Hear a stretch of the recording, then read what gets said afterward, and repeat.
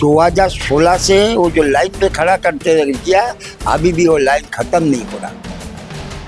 कभी नोटबंदी का नाम से, कभी रेशन का नया इसके नाम से, कभी एक कार्ड का साथ वो कार्ड का लिंक का वजह से। इंदिरा गांधी का बाद देश का होकर लड़ाई करने का, आंख में आंख रख के बड़ा बड़ा पावर से लड़ने का जो ताकत हम इंदिरा का आंख में देखा है, इंदिरा गांधी का, वो अभी हम जूनियर इंदिरा गांधी का जैसा एक जन है। मोदी सरकार आने के बाद से हिंदू और मुस्लिम किया गया है, वो झूठ के ऊपर झूठ, झूठ के ऊपर झूठ, झूठ के ऊपर झूठ से सेंट्रल गवर्नमेंट चल रहा है।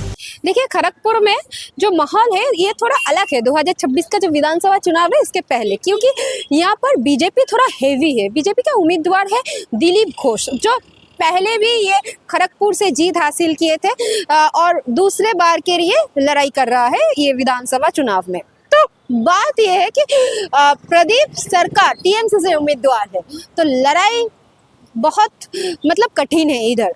तो टीएमसी का जो कार्यकर्ता है, हम लोग उनसे बात करेंगे, उन लोगों का उम्मीद क्या है ये खड़गपुर से, ये खड़गपुर का जो आम आदमी है उनसे। चलिए बात करते हैं क्या बोलता है टीएमसी का जो कार्यकर्ता है, हम जानने की कोशिश करते हैं दिलीप घोष के बारे में भी क्या बोलते हैं, तो उनसे हम लोग बात करेंगे। देखो, खड़गपुर हम लोग को जानते हैं कि ये मिनी इंडिया है, यहाँ पर सब धर्म का लोग रहता है। तो आपको क्या लगता है यहाँ पर जो बीजेपी का कैंडिडेट है दिलीप घोष, तो वो हेवी कैंडिडेट है, वो था यहाँ पर कुछ दिनों के लिए एमएल, तो आपको क्या लगता है 2026 में जो इलेक्शन है क्या होने वाला है? जो होने वाला वो तो ऑलरेडी तय हो चुका है। हो चुका है। कैसा हो चुका? कोई स्टूडेंट अगर सारा साल पढ़ाई नहीं करेगा तो टीचर को जाके कोई पूछेगा, टीचर को जाके पूछेगा कि पास होगा, तो बुद्धि वाला बात नहीं है, वो पढ़ा ही नहीं कुछ। केस वहाँ यही है। यहाँ का टीचर है, टीचर बोलने से आम जनता है, पब्लिक है, वो देख चुका, उसको परख लिया, एक बार दो बार परख लिया, उसके ऊपर परेशान होकर उसका गली डर गया था, उसको यहाँ से उठा के दुर्गापुर बिना कहाँ भेज दिया था लड़ाई करने के लिए। क्यों किया? इसीलिए किया था, वो लोगों को पता हो गया सारा साल पढ़ाई नहीं किया, पास होगा नहीं। आज जो उसका अपना दल ही समझ जाता जो पास नहीं होगा, तो आप तो समझ जाइए जनता, खड़गपुर का आम पब्लिक उसका तो नजर में है। और उसका अपोजिशन में जो टीएमसी का खड़ा हुआ, वो 2015 में पहले वो चेयरमैन का संभाला, वो चेयरमैन होते हुए जो काम कर दिया, उसका बाद वो 1.5 साल का लिए एक तो बाई इलेक्शन में वो इलेक्ट हुआ था एमएलए, वो तो छोड़िए, बात का बात है, वो चेयरमैन हिसाब से जो कर दिया वो एक तो एमएलए का बस में भी नहीं है, एक तो एमएलए से बढ़कर काम किया ये आदमी। देखा बीच में 2024-21 में जो आया हिरन, इसमें कुछ सवाल नहीं है। इधर में एक तो समस्या भी है, इधर में वर्किंग क्लास बहुत ज़्यादा है और बस्ती लेवल जो है कम बेसी बहुत ज़्यादा वोटर इधर में है। 20-30 हज़ार तो 25 कितना होगा 25-30, हाँ 25-30 हज़ार के ऊपर ही बस्ती इलाका में है। पता था इस बार तो एसआईआर भी हुआ है ना? एसआईआर हुआ होने का वजह से कुछ हमारा वोटर, हमारा बोल के नहीं, कुछ वोटर, हम इसमें पॉलिटिक्स नहीं है, यहाँ का मतलब 50 साल 60 साल 70 साल का रहने वाला भी वो एसआईआर का भी मैंने इसमें चक्कर में गिर के उसका नाम डिलीट हो गया। जैसे कि 242 वार्ड है, इसमें करीब 50% आदमी को बात कर दिया। और अपोजिट साइड में अगर सोचिएगा, ये लोग दूसरा को खोचा मारने दिया, वो लोग कोशिश किया था वैसा, लेकिन उसका तो संगठन है नहीं, उसको उनको पता है नहीं, वो लोग ऐसा कानून लगाया, उसका आदमी भी कम बात नहीं किया इधर में। इसीलिए इंटायर खड़गपुर का आदमी एसआईआर का चलते जो परेशानी झेला, वो लोग जो परेशानी वो लोग झेला है, उसका तो बीटर एक्सपीरियंस हुआ उस लोगों का।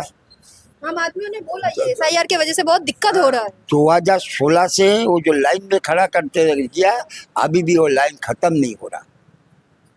कभी नोटबंदी का नाम से, कभी रेशन का नया इसके नाम से, कभी एक कार्ड का साथ वो कार्ड का लिंक की वजह से खाली लाइन में ही खड़ा हो जाओ। ये लोग लाइन में खड़ा रह जाएगा और हमारा वो लोग जाके उधर में लाइन देके मस्काबाजी करता विदेशी लोग को, ट्राम जैसा इसको ये विदेश ले जाके हमारा प्रधानमंत्री जी उसको मस्का करके सोचे है कि बहुत कुछ कर लूँगा, लेकिन उसमें भी तो फायदा नहीं हो रहा, उनका देश का फायदा नहीं हो रहा। हम इतना बता सकता कि देश का लिए अगर कुछ भी करना है तो पॉजिटिव फोर्स को आना चाहिए। और हम लोग सोचते हैं दीदी का पॉजिटिविटी का तुलना, हम तो अपना एक्सपीरियंस में बोल सकता, मेरा 69 रनिंग, तो इंदिरा गांधी का बाद देश का होके लड़ाई करने का, आँख में आँख रख के बड़ा बड़ा पावर से लड़ने का जो ताकत हम इंदिरा का आँख में देखा है, इंदिरा गांधी का, वो अभी हम जूनियर इंदिरा गांधी का जैसा एक जन है। आज का दिन में हमारा विचार पे सारा इंडिया में ऐसा ताकतवर, ऐसा महिला बहुत मुश्किल है, जो देश के लिए अपना अभी जो राज्य का लिए साथ ही साथ देश का लिए, विशेष करके महिला लोग का लिए वो एक इंच कॉम्प्रोमाइज नहीं करता और करेगी नहीं। ये हम लोग को जो पता हुआ और ये वाला आम जनता का भी पता हुआ, आने वाला दिन में हम आपको इनवाइट कर रहा हूँ, इलेक्शन का रिजल्ट निकलने के बाद ये बात अगर मिल जाएगा तो आप आके एक तो लड्डू खा के जाइए यहाँ से। ये मेरा आपका पास आपको दावत दे रहा मैं, लड्डू का दावत। एक अजीब सा बात देखा, वेस्ट बंगाल में करीब 2.5 लाख का ऊपर ही 2.5-3 लाख का सेना लाया वोट करने के लिए, क्योंकि पुलवामा में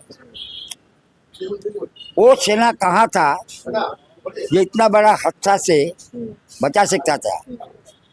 और वो जगह उसका नाम क्या है जहाँ टूरिस्ट पर मर गया, कश्मीर। उस जगह का नाम पहलगांव। पहलगांव में 25 जो सेना नहीं था, जहाँ सब कोई जाता। पहलगांव ऐसा एक तो टूरिस्ट स्पॉट है जहाँ से रोजगार भी होता है टूरिस्ट के लिए, तो एक तो राज्यों का तो रोजगार भी होता है, जीडीपी भी होता है। तो उसका लिए उसके 25 ये नहीं मिला वोट, हाँ। और इधर में एक ये करने के लिए कभी हम आज तक मैं जैसा कोरोना कभी नहीं देखा। कोरोना जैसा महामारी हमारा लाइफ में मैं पहले देखा, लॉकडाउन, तो मैं ऐसा कभी नहीं देखा कि एक सरकार, हाँ जब इलेक्शन कमीशन आ जाता है उसका अपना पावर में लेता है, सब ठीक है, लेकिन पूरा सरकारी हर सेक्टर को क्लब डलाने का चक्कर, इसमें फंसता है कौन? आम पब्लिक फंसेगा, चीफ मिनिस्टर नहीं फंसेगा, कोई मंत्री नहीं फंसेगा, आम आदमी फंसेगा।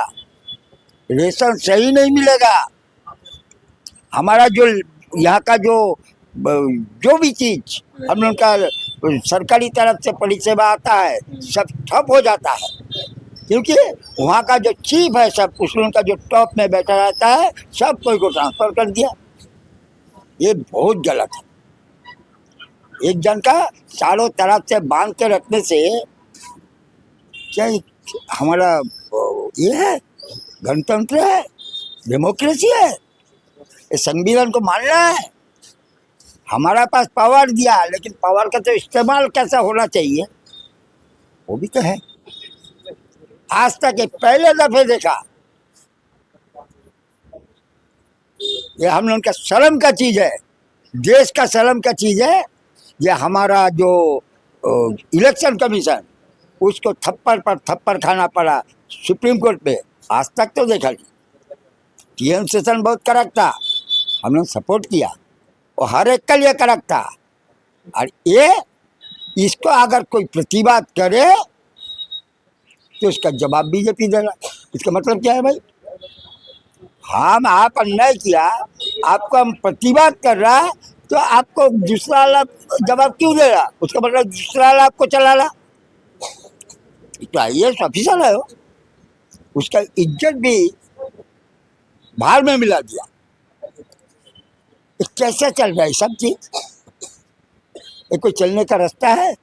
नहीं है।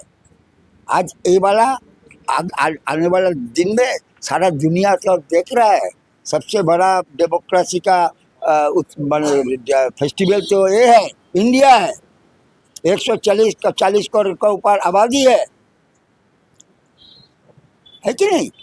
तो वो कौन हिसाब से लोग कर रहा? और इसके लिए अगर जनता जागरूक हो गया, उसका भड़काव में आ गया सारा इंडिया, बंगाल छोड़िए, सारा इंडिया का पब्लिक किंतु बोलो लेकिन रास्ता में उतर जाएगा। अभी भी संभालना चाहिए इसको कि ऐसा कुछ काम ना करे जिसमें परिषद में ये पहुंचे, कोई दरार आ जाए। हमारा बोलने का एक ही मतलब है, राजनीति का जगह होगा, लड़ाई होगा काम का ऊपर। ये बेचारे तो काम किया ही नहीं आज तक। तो हम एक भी चीज, कोई भी चीज, चंदा में बड़ा रॉकेट गया तो कांग्रेस गवर्नमेंट का टाइम से शुरू हुआ, वो अभी शुरू नहीं हुआ, और काम शुरू हुआ कांग्रेस गवर्नमेंट का टाइम में। वही चीज अभी मैंने कैसा केस है, आप बिल्डिंग बनाइए, आप व्यापार तैयार कीजिए, आप इंडस्ट्री बनाइए, हम जाके फीता काट के बोलेगा मैं बनाया। इसका ऊपर खेद है कि ऐसा आदमी हम लोगों का प्राइम मिनिस्टर है, ऐसा आदमी मेरा होम मिनिस्टर है। और होम मिनिस्टर का बात क्या बोलूं, एक्चुअली वो इस रिवेंज लेने मांगता। वही होम मिनिस्टर, एक बार तो उसको जाना पड़ा था ना, जेल में जाना पड़ा था ना। हाँ, जब आदमी गया था, साहो दोस्त मिल के सरकारी दूल्हा बन के गया था, उसका खेद है। वो अभी सब कोई को सरकारी दूल्हा बनाने के लिए हम जब गया सब कोई को तो दरार लगा दो, पहले कुछ है या नहीं है। देखिए ना केजरीवाल का हालत, आखिर में क्या हुआ केजरीवाल का? क्या आया हमारे सामने? क्या आया? निर्दोष है, लेकिन इसका गद्दी तो छिना गया। ये अन्याय है, इसके लिए प्रतिवाद हर राज्य से होना चाहिए। ये मेरा ये है। और मेरा ख्याल से ये जो जीत आप लोग देखता है ना, इसका 24 स्टेट में से जो लोग दखल किया, इधर आके बोलता 3000 देगा। अरे अपना स्टेट में शुरू करो ना, हम भी खुशी होगा। अपना स्टेट में कुछ करेगा नहीं, 24 स्टेट में कुछ कर नहीं सकता। अब बंगाल जीतने से बंगाल को क्या, बंगाल में क्या है आप लोग? चक्कर क्या है?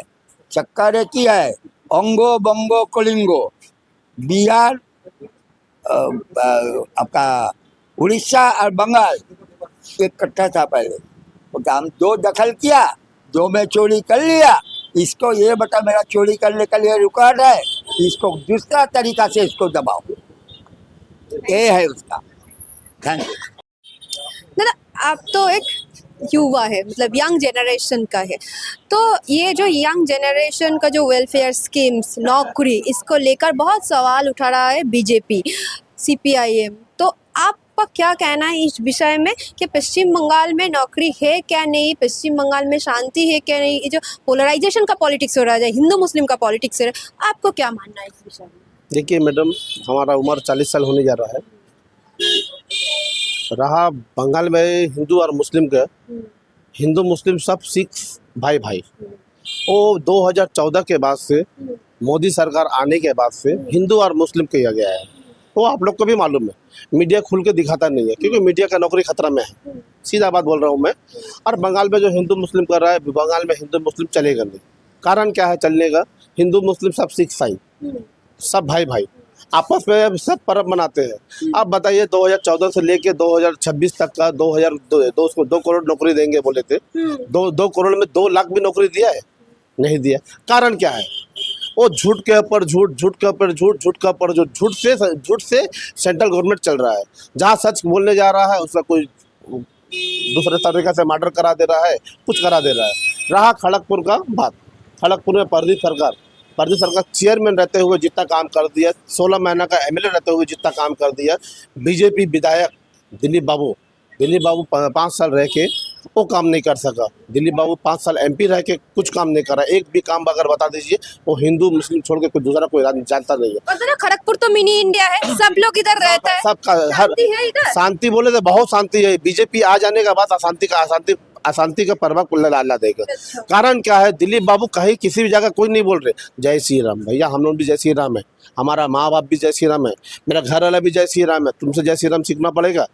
जो है बीजेपी का दिलीप बाबू दंगा लगाने का छोड़ के और कुछ नहीं कर सकते हैं।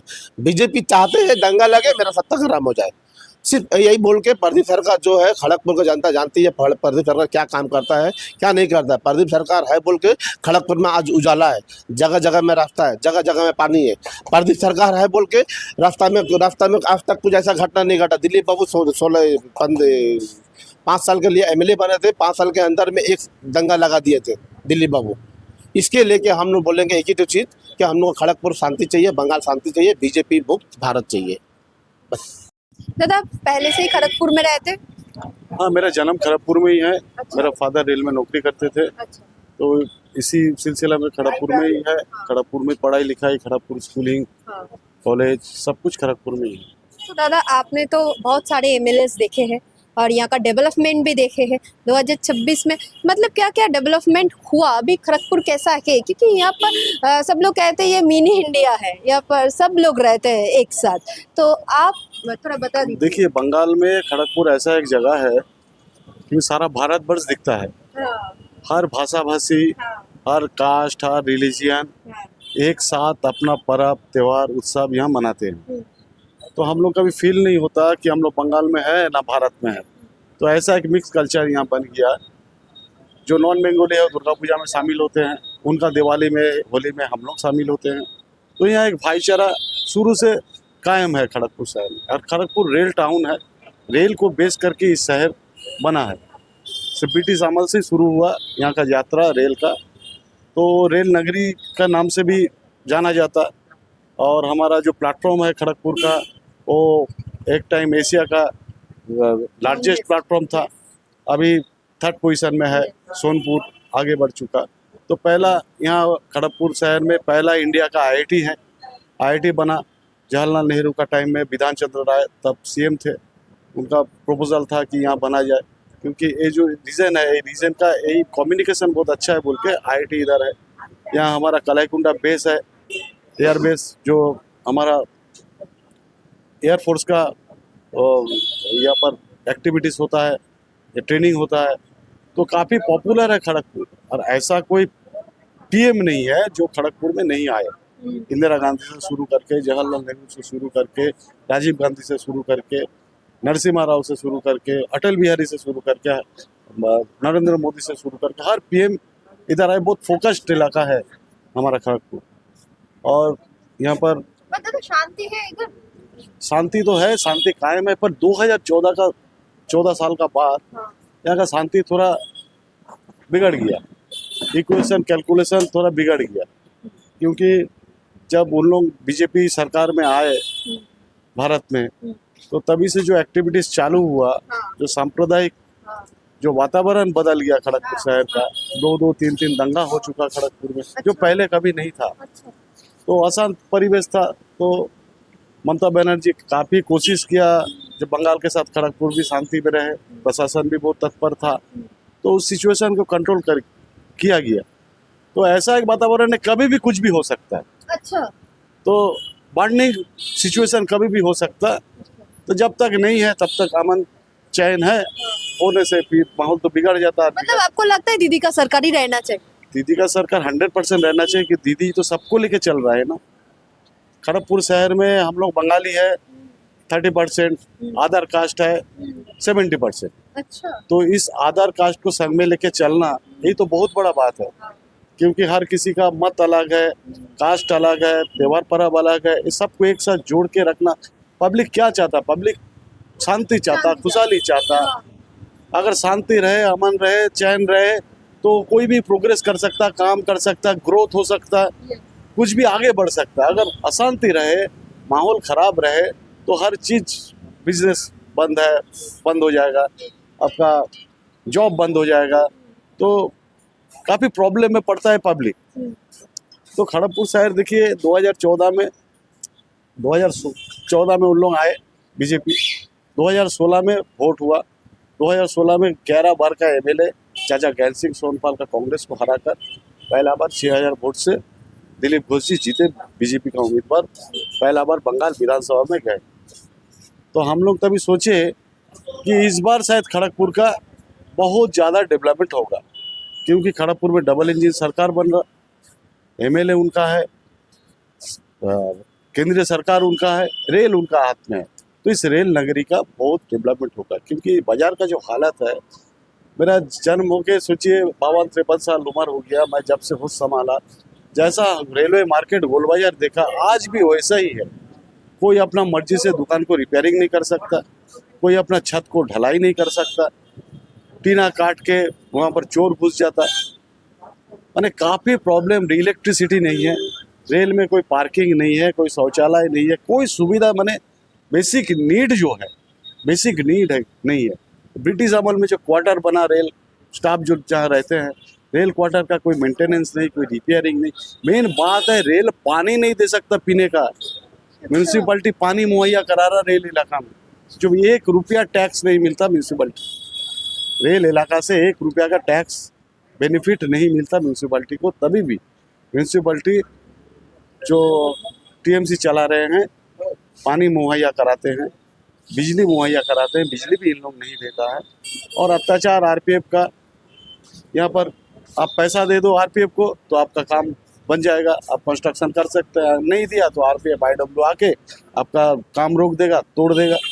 बस्ती बस्ती इलेक्शन का पहले आरपीएफ उतरेगा, आईडब्ल्यू स्टाफ उतरेगा, सीनियर सेक्शन इंजीनियर लोग उतरेगा, जो झुग्गी झपड़ी जो है बस्ती है वहाँ जाके चमकाएगा। अगर बीजेपी को वोट नहीं देंगे तो आपका बस्ती तोड़ दिया जाएगा।